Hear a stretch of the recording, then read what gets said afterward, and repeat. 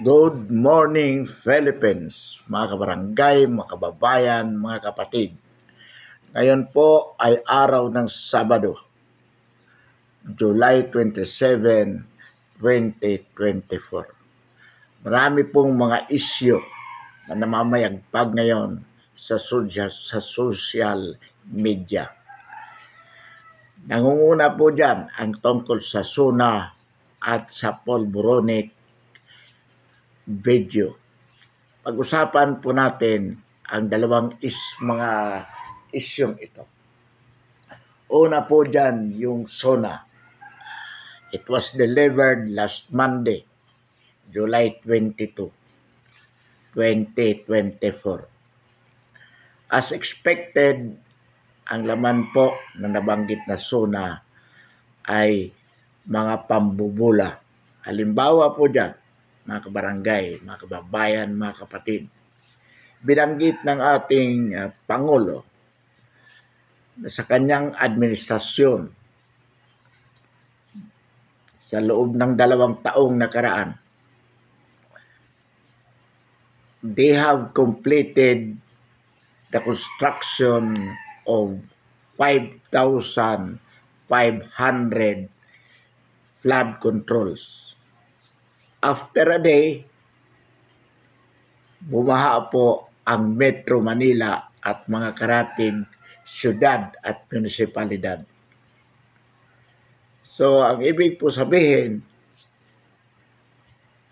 nasaan ang mga flood controls na sinabi niya ng ating Pangulo? Hindi niya binanggit,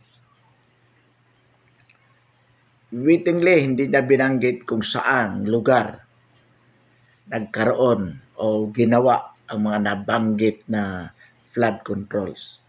Pero siyempre, kung gagawa kayo ng flood control doon sa mga prone flooded areas, at una na dyan ang Metro Manila, ngunit nasaan ang mga nabanggit na flood controls?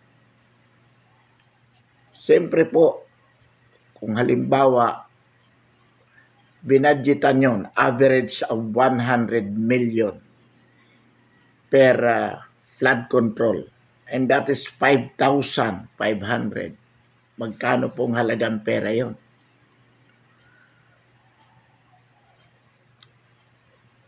Bakit binaha ng ganong kalaking baha kung may mga flood controls? Hindi na binanggit kung saang lugar ginawa ang flood controls na yon. Ngunit doon sa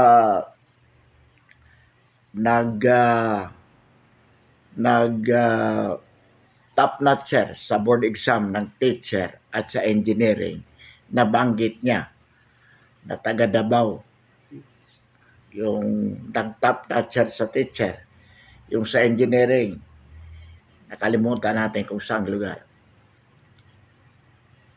Ang tanong, ano po ba ang naitulong ng Pangulo tungkol sa pagiging top notcher sa board ng nabanggit na mga individual? Siyempre po, kung tatanungin natin sila, definitely walang naitulong ang ating Pangulo doon. It is an individual effort on the part of those who top the board exam. Wala pong intervention ang ating Pangulo doon. Pero binanggit niya po ang flood controls, hindi niya nabanggit kung saan lugar ginawa. Ang masama po doon, kung talagang walang nagawa, pero binanggit na mayroon sa Makatwid, mayroong budget. Yun po ang problema. Pangalawa po dyan, sinabi ng ating Pangulo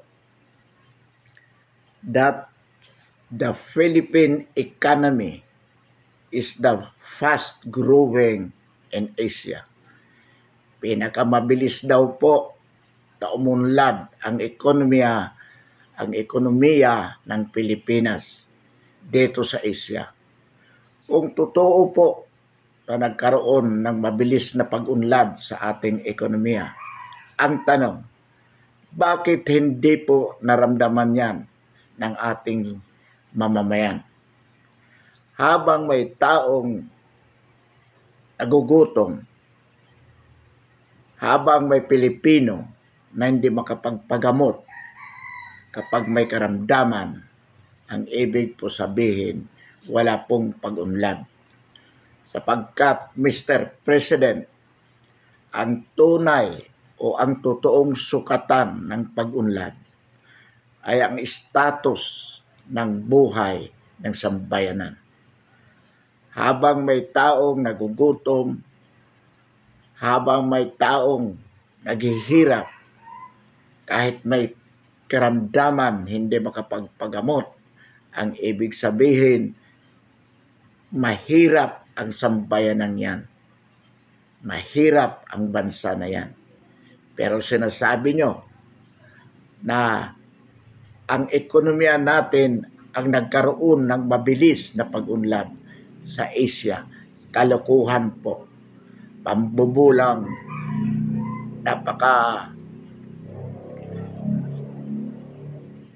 Masyado pong pambubula na nakakasakit.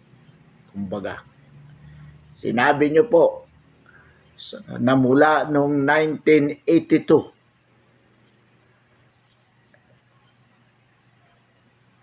pinakamataas na ani ng bigas ay natamo ng bansa ng isang taon.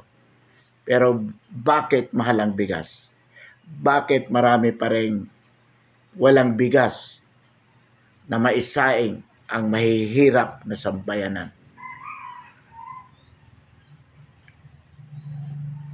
Sinabi niyo po sa SUNA, Mr. President, na pinakamababang unemployment rate ay natamo sa inyong administrasyon sa loob ng 2 taon. Eh bakit po marami pa rin walang trabaho?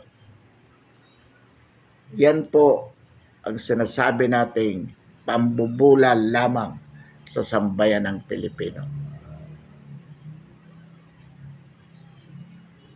Wala pong katotohanan ang mga sinasabi ninyo. Marami na naman kayong pangako na inyong gagawin.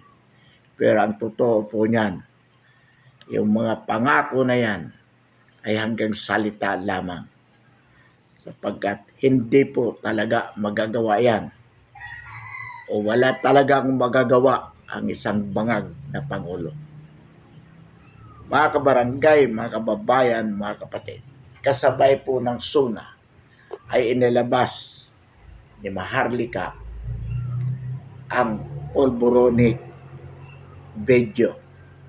At ayon po sa ating balita kahapon, umabot na po sa 16 million ang views sa nabanggit na pulboronic video.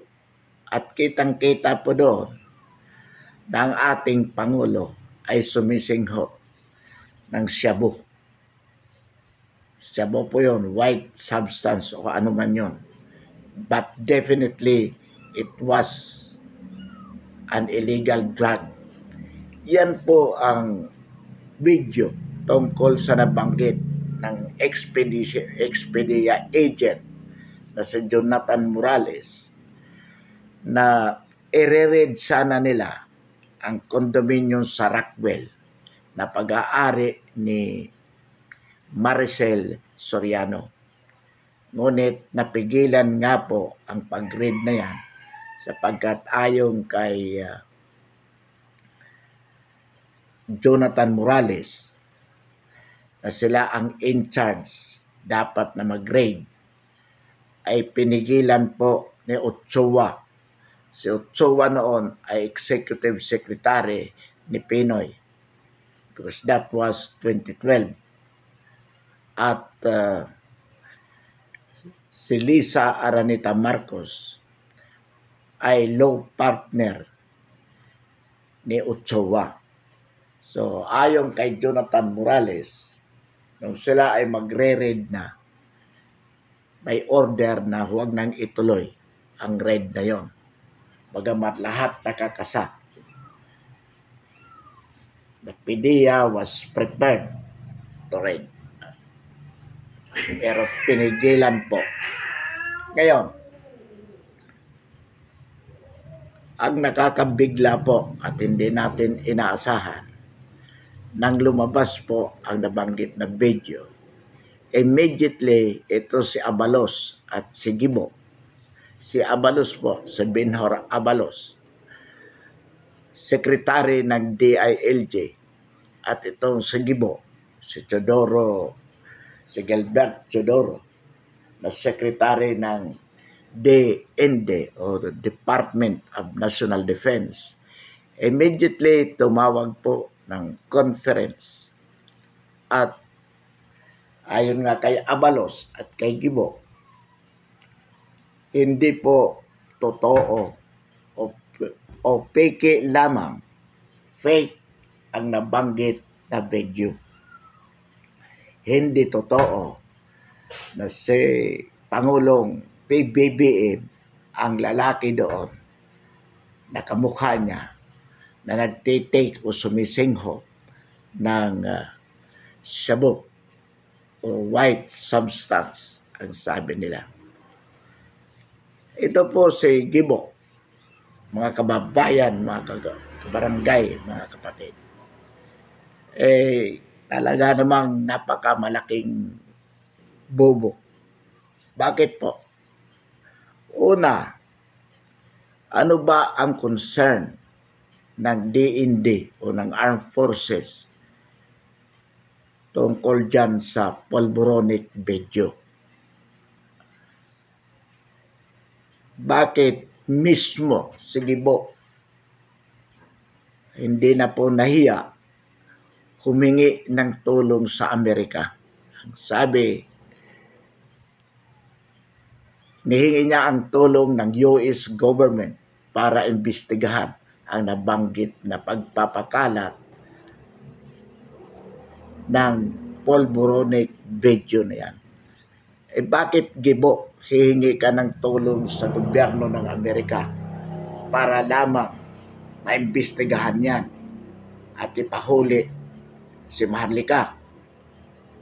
Dahil sabi mo, it is out of our jurisdiction dahil nasa Amerika. Tapos, hihingi ka ng tulong sa Amerika. Imagine, yung bagay na yan, hihingi mo pa ng tulong sa Amerika, sa gobyerno ng Amerika, nakakahiya ka. Para kang hindi abogado, wala kang alam.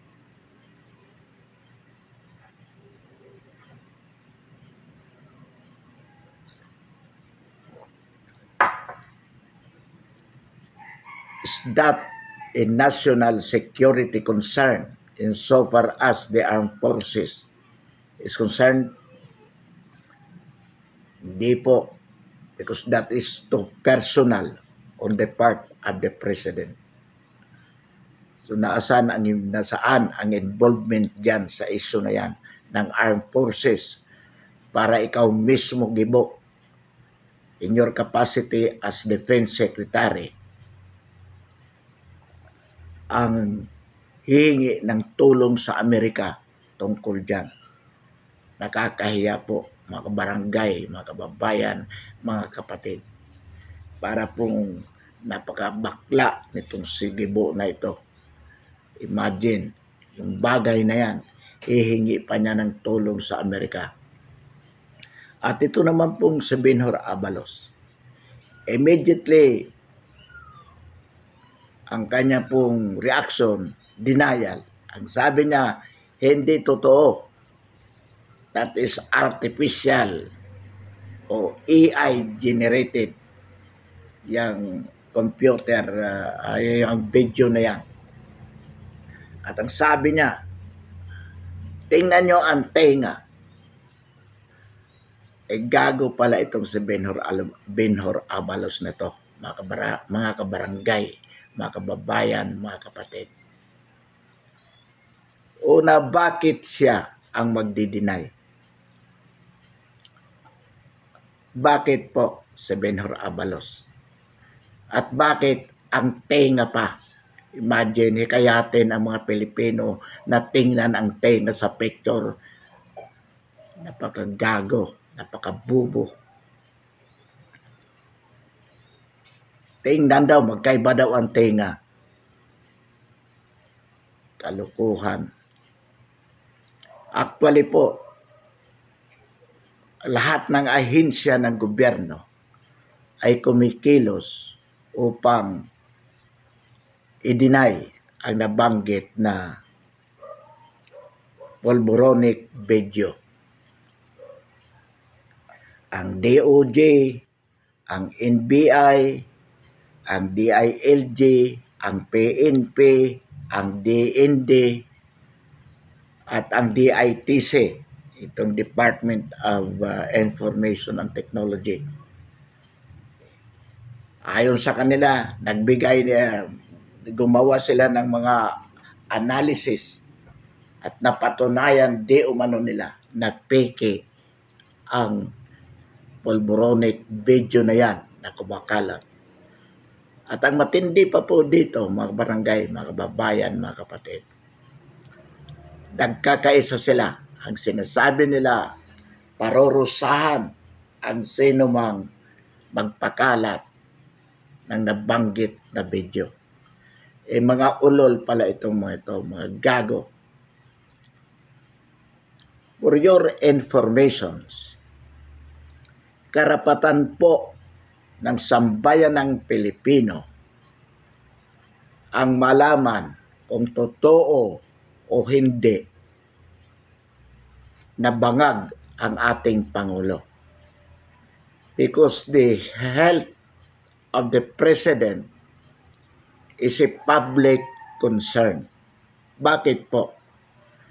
Sapagkat kailangan ang isang Pangulo ay physically and mentally fit to govern the country. So much so that if he is not mentally and physically fit to govern the country, then he must resign. Should he refuse, he should be ousted immediately, because we cannot afford to be governed by a president who is not physically and mentally fit to govern. So, kung iyan ay karapatan ng sambayan ng Pilipino na malaman ang kalusugan ng kanilang Pangulo, bakit nyo tatakutin na ipakukulong ang sino mang magpapakalat ng nabanggit na video?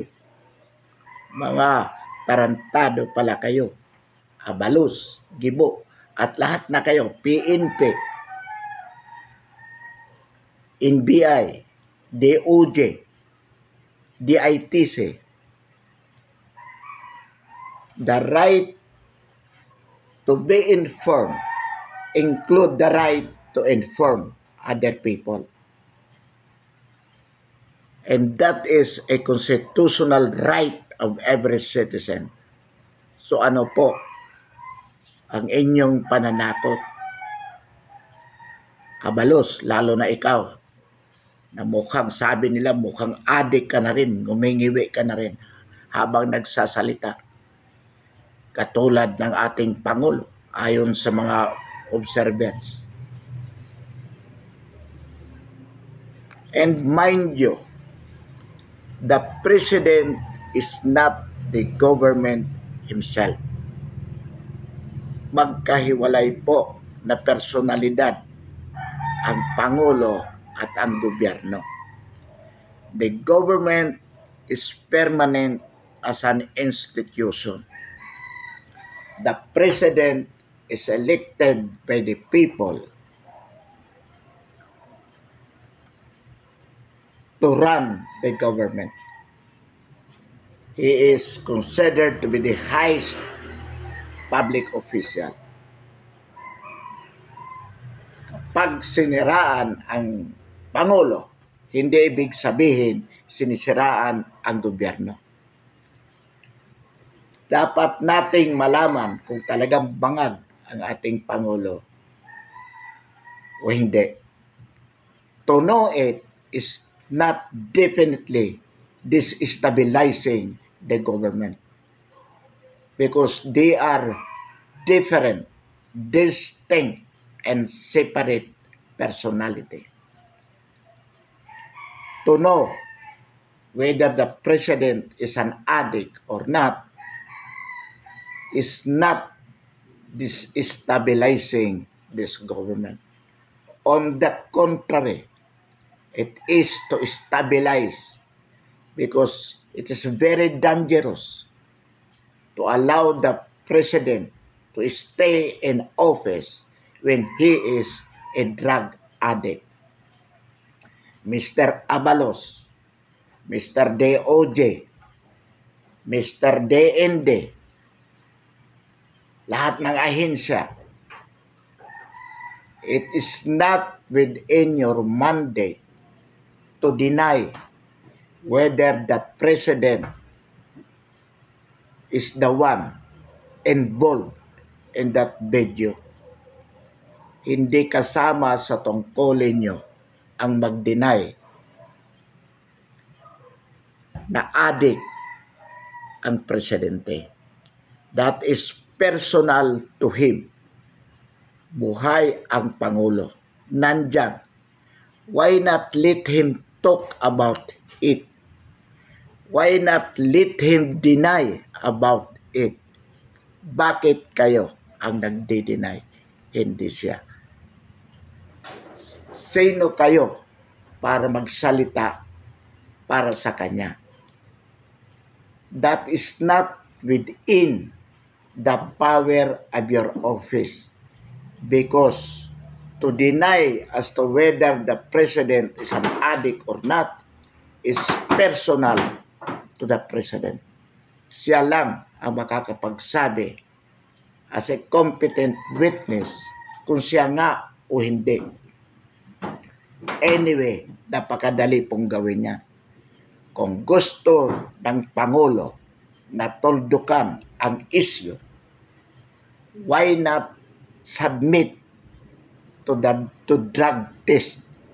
Ang sabi ng mga eksperto, yung hair follicle test, mapapatunayan kung drug user siya. Napakadali po. Ang sabi nila, hindi nila pwedeng patulan ang issue. Hindi pwedeng patulan ng presidente ang issue. Yan ang sabi ng kanyang pamilya, ng Pangulo at ng kanyang pamilya. Ayaw nilang patulan, bakit buong ahensya ng pamahalaan ay kumikilos upang i-deny ito? At ang matindi pa niyan, nariyan ang matinding pananakot na kung sino man ang mag-share ng video na yan, o baka sabihin nyo pa, pati ang sino mang manonood yan, ay parurusahan. Mga ulol pala kayo.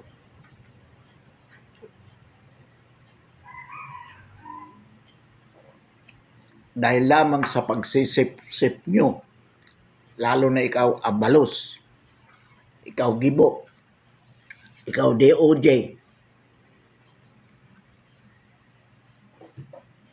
sa halip na manahimik kayo o i-recommenda nyo sa inyong boss,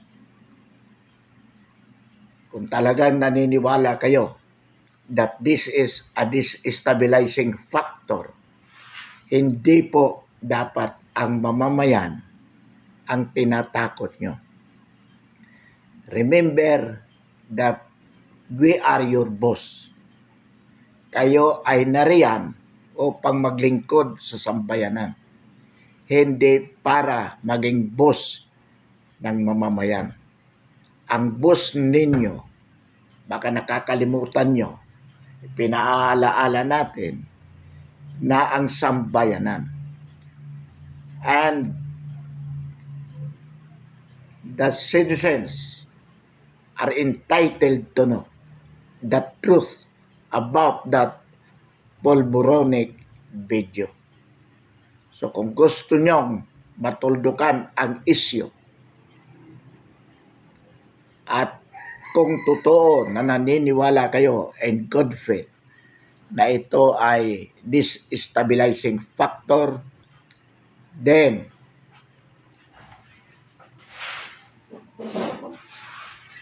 ipayo nyo sa inyong amo na magpa-drug test siya para malaman na hindi nga siya addict. Dahil hanggat hindi niya ginagawa yan, mananatili ang paniniwala ng sambayan ng Pilipino na siya ay addict. At kung addict siya, dapat magbitiw agad bilang Pangulo. Kung ayaw niya, dapat po siyang patalsikin. Yung mga nakapanood dyan sa video na yan, nananawagan po tayo, mga kabarangay, kababayan, mga kapatid. Huwag po nating palampasin ito. At ito namang mga kasundaluhan at kapulisan na matitino. Alam natin, marami pa ang makatulad ninyong matitino. Mag-isip-isip po kayo. Mahalaga ang papel ninyo dito sapagkat unang-una, kung totoong adik ang Pangulo, ang unang mapapahamak kayo because he is your commander-in-chief, the highest military official, the highest police official. So isusubo kayo sa kapahamakan, mga kabarangay, mga kababayan, mga kapatid. Kaya po, hindi biro ang issue na ito. At ang sinasabi natin kay Abalos, kay Gibo, kaya sa lahat ng ahensya ng gobyerno na involved dito sa pagdidinay sa katotohanan ito o sa bidyong ito, kung totoo man o hindi po ninyo matatakot ang sambayan ng Pilipino. Habang inyong tinatakot ang mga mamamayan, ay lalo lamang ito magiging matapang upang tanggalin kayo sa inyong mga katungkulan. Hindi nyo po kayang takutin ang sambayan ng Pilipino na ikukulong o parurusahan kung mag-share at manood ng video na ito.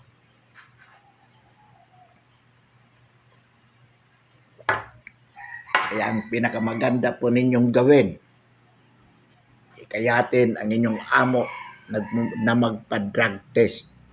Hindi patago. The drug test should be made public at gawin ng isang independent doctor. Dahil madali din pong maniobrahin yan kung ang mag-conduct ng drug test ay tao ninyo. Kailangan independent at well publicized. Kumbaga nasa public view ang gagawin ng drug test sa inyo, Mr. President. Hindi po ito berong issue na to. Kaya at hindi ito basta matatabunan ng kung anumang issue na inyong palalabasin. Sapagkat mahalaga po ang issue na ito para sa sambayan ng Pilipino. Muli ang ating panawagan sa ating mga kababayan na ilunsad ang EDSA 3 upang mapatalsik ang ating Pangulo. Lalong-lalo na po sa ngayon na mukhang 99.9% na talagang gumagamit ito ng illegal na droga. So, ang ating panawagan to all government concerned is stop threatening the Filipino people. Huwag nyo na pong takutin ang sambayan ng Pilipino. Sapagkat habang ginagawa ninyo ang pananakot na yan, lalo lamang tatapang ang sambayanan upang alamin ang katotohanan. Yan po ang mangyayari. At ang sabi nga ni Maharlika, marami pa siyang pasabog na may kaugnayan dito. Ang sabi niya, even Senator Amy Marcos ay alam ito na talagang gumagamit ang kanyang kapatid. Kaya nga ang panawagan ng nabanggit na vlogger kay Amy Marcos magsalita tungkol dito. Pero siyempre, hanggat maaari, iiwasan din yan na madiin ang kanyang kapatid. So, kung magsalita man ito si Amy Marcos, we can expect her to do the same. Denial din po yan. I-deny din po niya na hindi totoo ang video.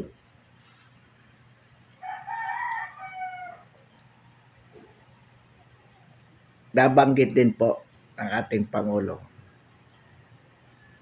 doon sa SONA that extermination is not a part of his drug war. Well, of course, very natural. Hindi mo nga pwedeng ipa-exterminate yung mga drug suppliers dahil ikaw mismo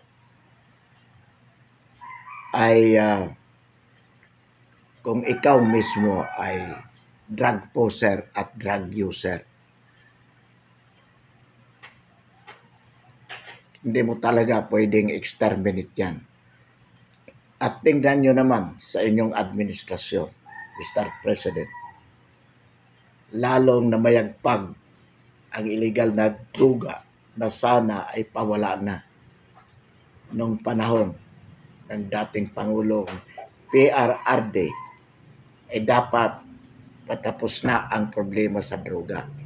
Sa halip na tapusin ninyo, ayun, pinalakas uli ninyo sa pamamagitan ng mga public pronouncement na hindi nyo susundan ang ginawa ng ating Pangulo na talaga namang hulihin lahat at kung kinakailangan at paglumaban, patayin. So, natakot ang marami. Both the drug suppliers, the drug posers, and the drug users ay natakot. Kaya, kumunti, halos maubos. Pero ngayon, muling nagbalik, 150%. Bakit? Lumakas ang loob. Sabi nga ni Maharlika, at ito naman, mga kababayan, mga kapatid, mga kabarangay, pwede nyo pong i-research kung totoo yung sinasabi ni Maharlika na mismo yung pinakamalaking suspected drug posers, ito daw ang suppliers sa Ayala Alabang, ay nasa cabinet member ng ating Pangulo. Isang Michael, kalimutan natin yung apelyido. Pero paulit-ulit ito na binabanggit ni Maharlika na inappoint daw sa kabinet o nakasama sa kanyang official circle sa Malacanang. So, doon sa ating mga barangay, mga kababayan, mga kapatid, research po ninyo kung totoo itong sinasabi ni Marlica na isang suspected drug pushers ay kasama sa official family ng ating Pangulo. Sapagkat kung totoo yan, malamang totoo din talaga na supplier ng illegal drugs itong first family. Sapagkat noong nagkaroon po ng investigasyon tungkol sa Expedia leak dyan sa Senado, nabanggit po sa balita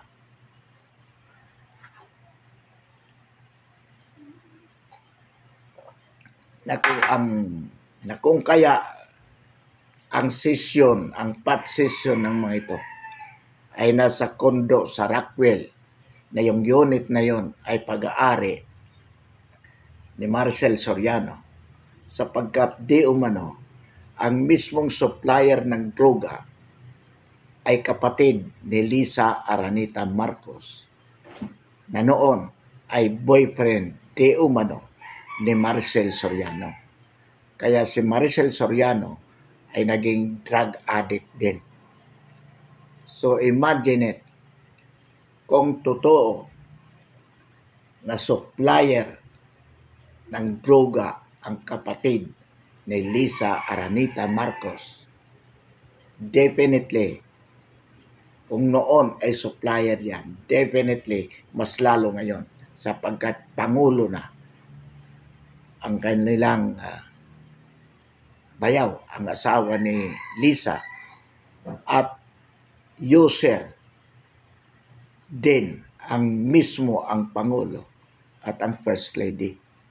Sabi nga natin, kung hindi bangag ito si Lisa Aranita Marcos, mahalagang event sa Malacanang, maraming bisita, akalain mong ininom ang alak ni Chase Escudero.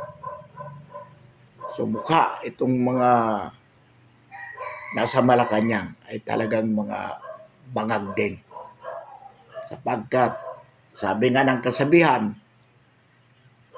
birds of same feathers flock together. Well, mukha nga. Ang nakakalungkot dito mga kapatid, mga kabarangay, mga kababayan, ang mga tatay nitong mga kasalukuyang opisyal ay mga tuta din ni Ferdinand Marcos Sr. Halimbawa po dyan, banggitin natin ang ilan na kilala natin sa pangalan. Hindi naman natin kilala sa personal. Yan po si Benhur Abalos. Ang tatay niya si Benjamin Abalos.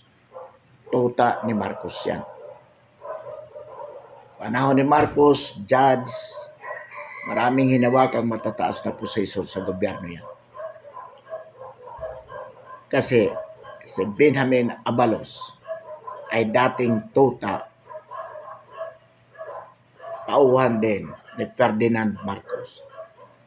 Yan si Chase Escudero, ang tatay niya, Escudero, Secretary of Agriculture ni Marcos, ni Ferdinand Marcos Sr.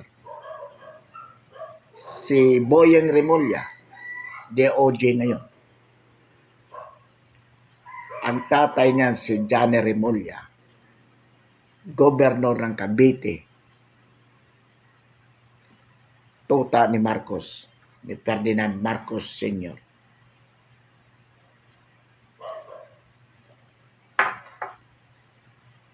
Kahit yung mga Kaitano na yan, yung Rene Kaitano, naging tuta din po ni Ferdinand Marcos yan.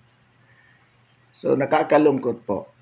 Siyempre yan, sila Estrada, si Joseph Estrada, tuta ni Marcos. So yung mga ama na tuta ng ama ni PBBM ay tuta din ngayon ng anak na si PBBM. Kaya nakakalungkot po itong ating pamahalaan. Pinamumugaran, pinamumunuan ng mga sindikato. Sa bagay, yan po naman ay kasalanan din ng mga mamamayan sapagkat hindi naman sila maluluklok dyan kung hindi sila ibinoto. Sa isang mahirap na bansa, ang mga boto ay talagang nabibili tuwing eleksyon. Kaya nga, ang ginagawa ng mga iyan, panatilihing mahirap ang sambayanan upang tuwing eleksyon, ang kanilang boto ay mabibili ng mga ito. Yan po ang sinabi ni Machiavelli.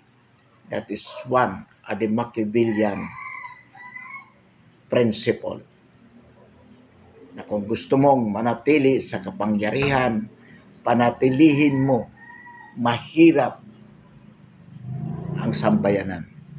Sapagkat habang sila ay naghihirap, magiging alipin mo yan na parang aso na hindi aalis sa tabi mo habang binibigyan mo ng isang hiwang karne kapag nagugutom. Yan po ang ginagawa ng mga taong ito na nasa gobyerno. Panatilihin na mahirap ang sambayanan. Pero anong sabi ni Machiavelli? Huwag mong ipaalam na sinasadya mo ang kanilang kahirapan. Gumawa ka ng mga bagay na malinin lang mo ang sambayanan na ikaw ay tunay na nagmamalasakit sa kanila. Sapagkat pag nalaman nila na niloloko mo sila, yan ang wakas ng kapangyarihan mo. Yan po ang sinabi ni Machiavelli. Ngayon, sambayanan. Kaya ipinaalam natin sa lahat na tayo ay niloloko ng mga ito. At dapat nating wakasan ang kanilang panloloko na yan sa pamamagitan ng pagpapatalsik sa kapangyarihan ng ating kasalukuyang Pangulo at ng kanyang mga kasama. Pansamantala po, wakasan natin ang ating talakayan ngayong umaga. Muli, marami pong salamat at magandang umaga sa lahat.